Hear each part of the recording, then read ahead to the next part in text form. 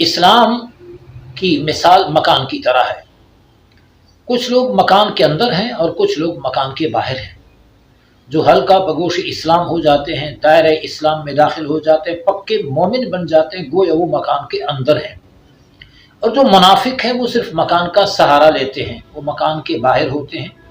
مکان کے باہر رہنے والے بندے کو مکان کا سایہ تو مل جاتا ہے، لیکن اسے مکان کی پوری حفاظت نہیں ملتی۔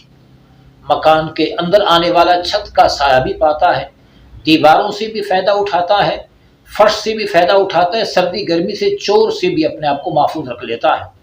منافق صرف اسلام کا سہارا لیتا ہے، وہ محض اسلام کو بطور ٹچ استعمال کرتا ہے، بطور ضرورت استعمال کرتا ہے، اس کا اسلام سے کوئی لینا دینا نہیں ہوتا۔ اس لیے کہ نبی کریم علیہ الصلوۃ والسلام نے اسلام کو مکان سے تشبیہ دی۔ ارشاد فرمایا الصلاۃ عماد الدین، نماز دین کا ستون ہے۔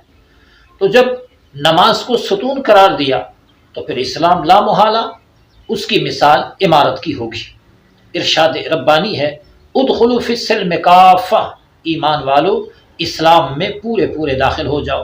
حکم تو یہ ہے کہ تم پورے کے پورے اسلام میں داخل ہو جاؤ، سب کچھ اسلام کے تابع کر لو، لیکن المیہ یہاں یہ ہے کہ لوگ حسب ضرورت، حسب حاجت اور حسب اغراض و مفاد دین کو استعمال کرتے ہیں، اور جب کام نکل گیا پھر دین کو چھوڑ دیا۔